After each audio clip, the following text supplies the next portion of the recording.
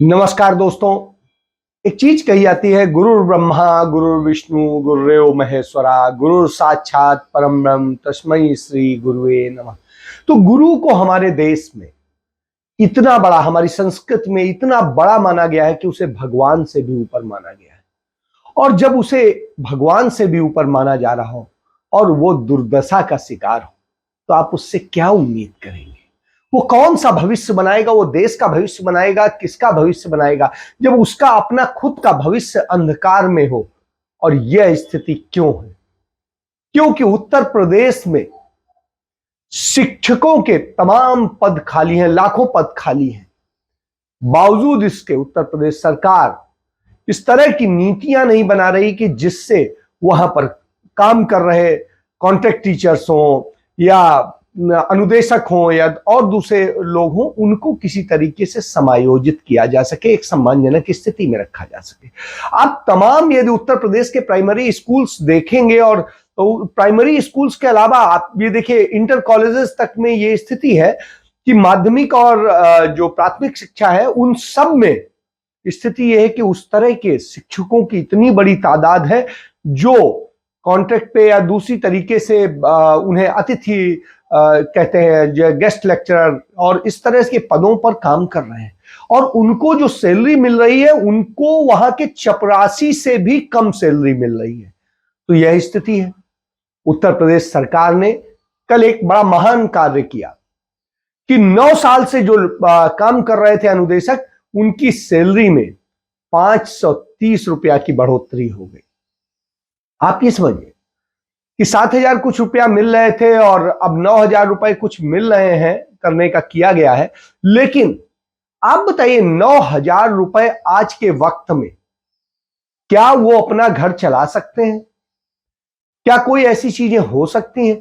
तो ये अपने आप में एक बड़ी शर्मनाक स्थिति है कि हम जिन शिक्षकों से सोचते हैं कि वो हमारे बच्चों को बेहतरीन शिक्षा देकर के योग्य बनाएंगे, उन्हें अपने घर के लिए, रोटी के लिए भी नहीं स्थिति है। और वो अपने घर से स्कूल तक जाएंगे, वहां से आएंगे और उसके बाद वहां पर इतना समय लगाएंगे, सब कुछ करेंगे, और उसके बाद कितना मिल रहा है? 9,000 रुपया। आज की डेट में जो पेट्रोल की कीमत है, यदि वही जोड़ लीजिए तो वो भी नहीं निकाल सकते। तो आप ये समझ लीजिए कि इस स्थिति में काम करके आप क्या बना रहे हैं, कौन सा भविष्य बना रहे हैं? एक तरफ आप कहते हैं न्यू एजुकेशन पॉलिसी, नहीं, ये तो न्यू इंडिया पॉलिसी है, और जो चीजें आप डिफाइन करते हैं उस ढंग से स्थिति क्या है कि न्यू एजुकेशन पॉलिसी जिसमें आप सिर्फ अपना एजेंडा सेट करते हैं, भारत के इतिहास को एक बदलने की साजिश रचते हैं, जो आपका दागदार इतिहास है उसे मिटाने की साजिश करते हैं, और जो बहुत अच्छा जिन्होंने योगदान दिया है, देश को बनाया है, उन सबके इतिहास को आप दागदार बनाने की कोशिश करते हैं। तो यह कोई न्यू इंडिया बनाने वाली एजुकेशन पॉलिसी नहीं हो सकती। न्यू एजुकेशन पॉलिसी यह होनी चाहिए कि आपकी शिक्षा बेहतर हो, पढ़ाने वाले बेहतर हो, पढ़ने वाले बेहतर हो, बुद्धिजीवी बने और इतने योग्य बने कि दुनिया में नाम रोशन करे। देश के अंदर बेरोजगारी की स्थिति, जैसा मैं पहले ही बता चुका हूं, CMIE का आंकड़ा है कि 90 करोड़ युवा बेरोजगार हैं इस हिंदुस्तान में। यह हिंदुस्तान जिसे हम युवाओं का हिंदुस्तान कहते हैं, उस हिंदुस्तान में 90 करोड़ युवा बेरोजगार हो, और उनमें 45 करोड़ इस हालत में आ गए हो कि अब उन्हें नौकरी तलाशने की वो स्थिति में न रह गए हो। तो आप समझ लीजिए कि यह बीभत्स स्थिति है। रोजाना आत्महत्या करने का पैमाना, रोज रोज जो संख्या बढ़ती जा रही है, रोज 25 युवा देश के आत्महत्या कर लेते हैं, इसलिए क्योंकि उन्हें रोजगार नहीं मिलता है। आप समझिए कि आप किस स्थिति में देश बना रहे हैं।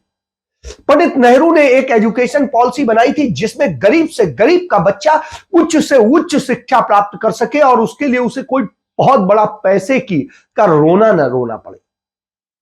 वो बहुत सीमित संसाधनों में सब कुछ पा ले।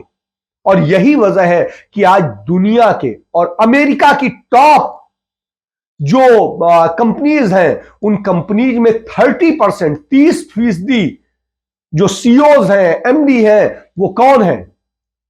वो भारतीय हैं।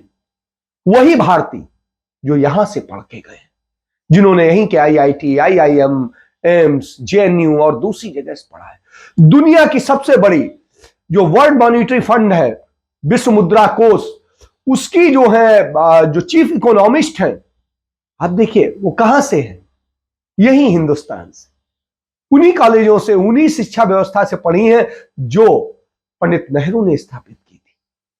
आप कल्पना कीजिए कि आप देश को किस दिशा में ले जा रहे हैं।